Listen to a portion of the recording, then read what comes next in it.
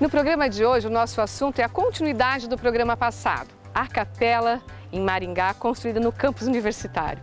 E o meu bate-papo de hoje é com o arquiteto Hélio Moreira, que vai falar sobre toda a criação deste super projeto. Aí eu converso também com o engenheiro desta obra, que é extremamente importante para a obra, infraestrutura e tudo que aconteceu durante o processo de construção. E também tem a arquiteta Tatiana Luz, que fala sobre o gerenciamento de projetos. Então, fica comigo que eu volto já já.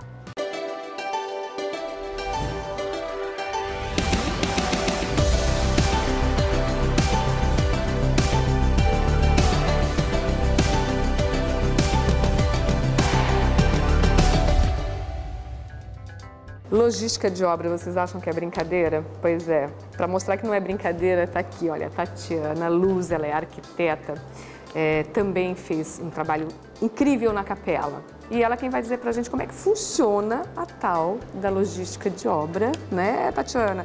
E assim, são muitos documentos durante todo um processo para arquivar, para organizar, para enviar e voltar em determinados departamentos para que esta obra aconteça. E aí, eu preciso de uma aula hoje sobre isso. Então, gerenciamento de projetos. Esse é o primeiro e principal passo para o sucesso de uma obra. Tanto o projeto arquitetônico quanto os projetos complementares, eles devem estar disponíveis na obra com as revisões corretas. Por quê?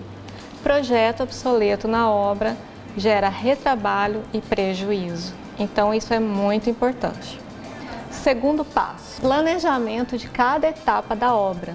Isso inclui o momento certo da entrada de cada equipe de trabalho para executar uma determinada tarefa. Por fim, estabelecer um canal de comunicação entre os projetistas, o cliente e a equipe de trabalho. Esses são os caminhos que vão determinar o sucesso ou o fracasso de uma obra. O fator determinante para uma boa contratação de materiais e serviços é um bom memorial descritivo. É importante que ele venha com uma grande riqueza de detalhes e informações sobre as especificações desse material. Inclusive, o quantitativo correto. Por quê?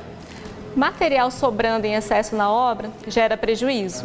Material faltando significa atraso no cronograma. Então, isso é muito importante. Diante desses fatos, com essas informações, tão importante quanto a compra do material correto é a contratação de mão de obra especializada para cada tipo de material. É isso que vai garantir a materialização de qualquer projeto, de qualquer bom projeto.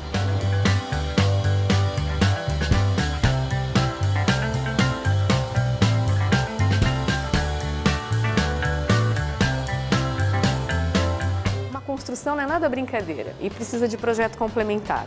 Eu estou aqui conversando com o engenheiro Alexandre Guedes, uma cabeça extremamente responsável por tudo que aconteceu no estrutural da capela. E aí, Alexandre, como é que funciona a obra da capela e todos os projetos complementares com a tua direção? Não é fácil. Então, Carmela, a capela, por ser uma obra no estilo assim mais medieval, um estilo de uma obra mais antiga, embora ela pareça uma obra simples, ela foi uma obra bastante complexa. Então a gente teve que fazer uma obra com características medievais, porém com todo um aparato de instalações modernas. Então a capela, além de todos os projetos os complementares, estrutural, elétrico, hidráulico, ela contou com projetos bem diferenciados. Então a gente teve que ter um bom isolamento acústico, né? A gente teve que ter um excelente projeto de ar-condicionado, um projeto de iluminação que deu bastante trabalho, a questão da iluminação cênica, os ambientes da capela foi uma questão bastante estudada, bastante discutida. Então todos esses projetos foram envolvidos aí para que a gente tivesse realmente uma obra funcional, né? Então uma obra bastante diferenciada, mas por trás de tudo isso tem muita instalação moderna, muita instalação aí que requereu muita tecnologia, e isso por trás tem todo um nível de detalhamento e projeto aí que a gente teve que trabalhar bastante. A capela, pelo estilo arquitetônico que ela teve, pelo estilo adotado pelo arquiteto, a gente teve alguns grandes desafios, que foi assim, alinhar a questão dos materiais, que desse essa imagem da capela como uma obra mais medieval, uma obra diferenciada, porém com os fornecedores e com a mão de obra que a gente tinha disponível no mercado hoje,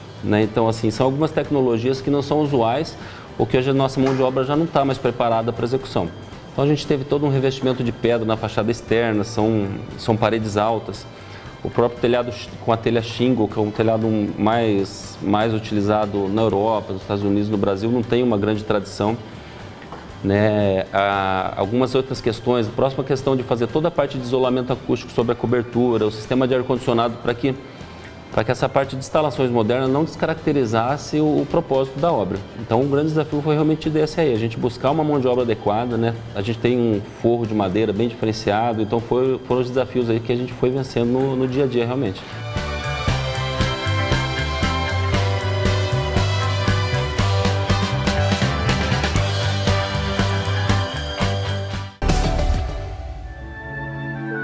Então, essa aqui é a fachada principal da capela. Ela foi feita em toda a estrutura convencional de concreto armado, fechamento em alvenaria, toda a parte de revestimento em pedra. Trabalhamos com telhado com telha shingle, né? Sobre o telhado a gente tem todo um estudo com revestimento acústico, né? Para possibilitar os eventos que são aqui dentro. Houveram muitos estudos com relação à interação entre os materiais especificados. Então, uma obra que eu tenho madeira, eu tenho vidro, eu tenho a pedra, eu tenho concreto. A cruz ela é em aço, então foi uma obra que teve uma grande gama de materiais e teve todo um estudo aí para que isso pudesse casar de forma adequada. O revestimento, a pedra, como é que foi a escolha dessa pedra? Ela tem um significado e tem a ver com o interno, né? A gente sempre procura retratar externamente o que é o seu interior. A gente depois fala do interior, tá? Mas a pedra em si, ela é reflexo do que se pretende interiormente. Então, ela foi usada uma pedra que tem uma característica bem representativa, uma pedra madeira, né, que ela traz bastante a questão da natureza presente, enquanto aspecto visual. Enquanto elemento pedra, é um elemento resistente, que a gente quer que isso tenha uma longevidade bastante grande, né, que se perpetue no tempo. E ela representa essas situações. Então, esse material tem uma função definida e específica em relação a essa intenção. Os revestimentos têm algumas funções específicas, né? A madeira, além da conotação de aconchego, de aproximação que ela tem entre as pessoas, desse calor humano que o ambiente requer, ela tem também uma função acústica, não só as aplicações laterais, as paredes, quanto em relação ao teto também. E a gente tem um elemento bastante significativo de retorno desse som, que são as paredes laterais, frontais, em que eu tenho paredes com absorção de som. Então, como a fonte de geração de todo o som emana dessa posição, ele não reflete, ele vai e fica.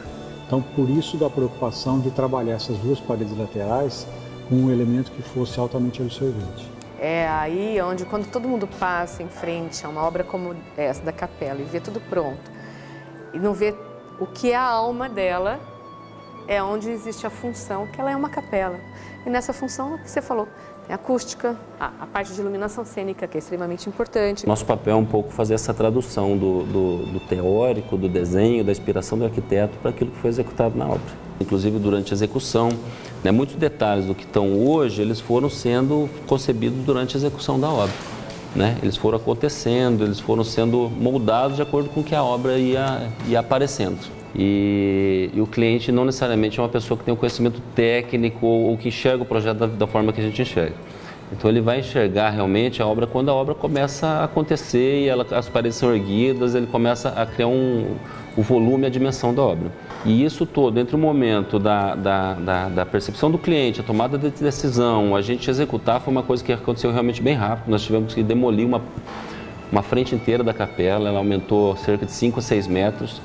Né, foi uma obra, assim, para a gente que está construindo, bastante dolorosa, mas para o cliente ele teve um bom resultado. Né? Então, assim, acho que ficou bem de agrado, realmente deu um outro aspecto. E realmente, assim, o maior interessado é o cliente. Né? Eu, como engenheiro, termino a obra, vou embora. Quem vai ficar com ela, a obra é um legado que fica aqui, né? Principalmente para César Mar, ela é um legado que está incrustado aqui dentro.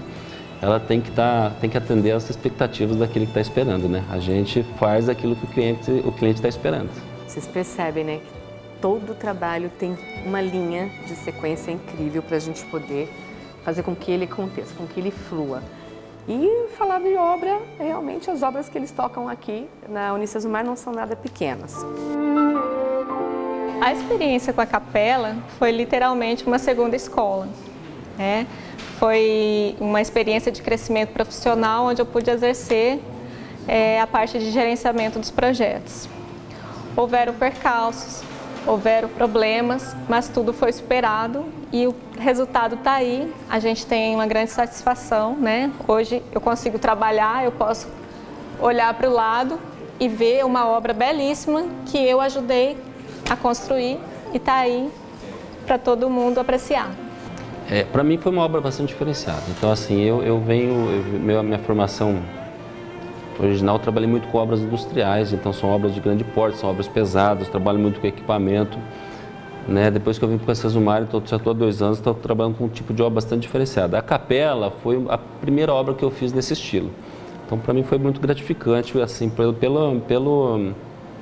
aspecto, pelo simbolismo que a capela tem, cada detalhe a gente pôde participar junto com o arquiteto, na escolha do material, na forma de execução, eu acho que foi muito gratificante, assim, pelo simbolismo como um todo, a gente sabe, a gente faz uma obra para um determinado fim, por exemplo, uma obra industrial, ela vai gerar um produto.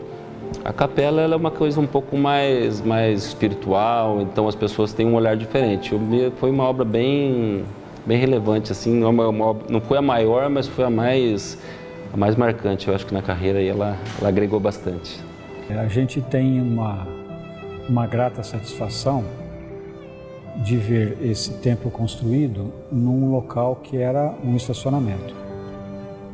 Então, essa transformação do espaço físico, desse entorno, de se criar um marco com esse potencial, com esse referencial que é a capela, é uma coisa que nos dá uma satisfação muito grande.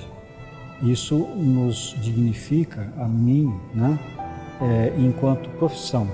Né? Como é que a gente se coloca como arquiteto perante a uma transformação dessa de um terreno para uma obra em que a gente considera significativa aqui dentro do campus.